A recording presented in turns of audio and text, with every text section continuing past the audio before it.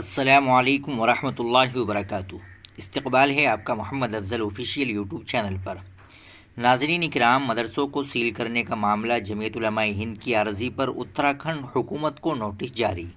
صدر جمعیت علماء ہند مولانا ارشد مدنی کی عرضی پر 21 اکتوبر سن 2024 کو سابق چیف جسٹس وی آئی چندرچوڑ کی سربراہی والی 3 رکنی بنچ نے مدارس اسلامیہ کے خلاف کسی بھی کارروائی پر اور ان تمام نوٹسوں پر روک لگا دی تھی جو مختلف ریاستوں خاص طور پر اتر پردیش اور اتراکھنڈ حکومت کے ذریعے مدارس کو جاری کیے گئے تھے۔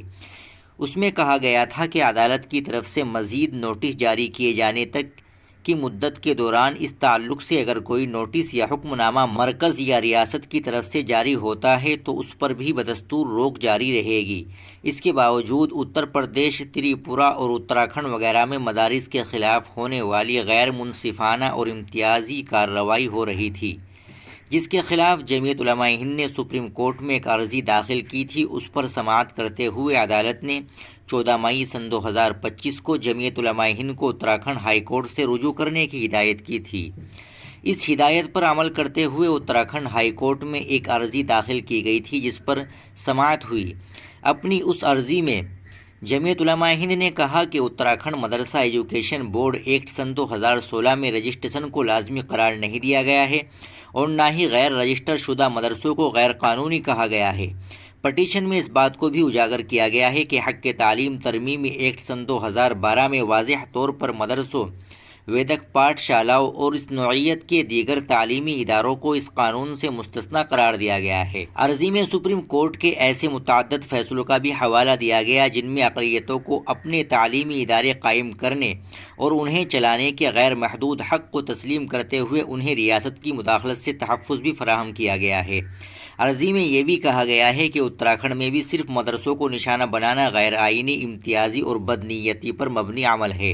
قابل ذکر ہے کہ چیف جسٹس کی سربراہی والے بینچ نے آج سماعت کی اور مدرسوں کے خلاف کی جا رہی غیر آئینی کارروائی کے خلاف ریاستی حکومت کو نوٹس جاری کیا۔ چیف جسٹس گوہانتن نریندر اور جسٹس سبھاش اپادھیائے نے جمعیت علماء ہند کی جانب سے پیش ہونے والے سپریم کورٹ کے سینئر ایڈوکیٹ سنجے ہیگڑے کی بحث کی سماعت کے بعد سرکار کو جواب داخل کرنے کا حکم دیا۔ دوران سماعت سنجے ہیگڑے نے عدالت کو بتایا کہ ریاست میں دینی مدارس کو بغیر نوٹس دیے گئے یکے بعد دیگرے بند کیا جا رہا ہے، جبکہ مدرسہ ایکٹ کے مطابق مدارس کے رجسٹریشن لازمی نہیں ہے۔ آئین ہند نے بھی اقلیتوں کو اپنے ادارے قائم کرنے کا حق دیا ہے۔ سرکاری وکیل نے جمعیت علماء ہند کی جانب سے داخل عرضی پر اعتراض کیا اور کہا کہ اس معاملے میں جمعیت علماء ہند کو عرضی داخل کرنے کا قانونی حق نہیں ہے، کیونکہ جن مدارس کے خلاف کارروائی کی گئی ہے وہ آج عدالت کے سامنے نہیں ہے۔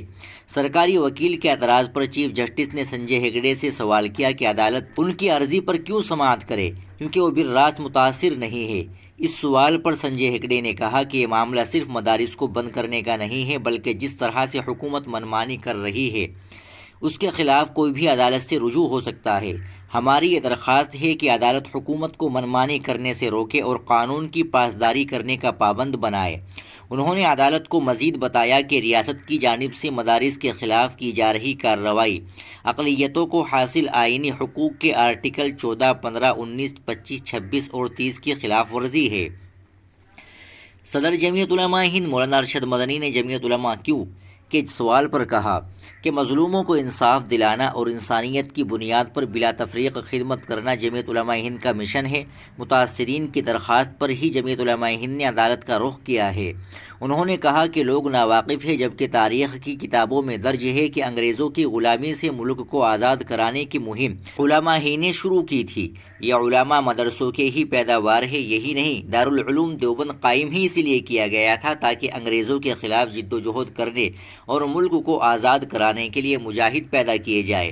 جو لوگ مدارس کے خلاف یہ سب کر رہے ہیں وہ لوگ مدارس کے کردار سے نابلد ہے۔ جمعیت علماء ہند کا تعلق مدارس اسلامیہ سے ہے۔ ہمارے سارے اکابر یہیں سے پڑھ کر باہر نکلے۔ در حقیقت جمعیت علماء ہند مدارس اسلامیہ کی آواز اور ان کا ذہن ہے۔ فرقہ پرست طاقتیں اس تاریخ سے نابلد ہے۔ یہ مدارس کے علماء ہی ہے۔ جب پوری قوم سو رہی تھی تو انہوں نے ملک کو غلامی سے آزاد کرانے کا سور پھونکا تھا۔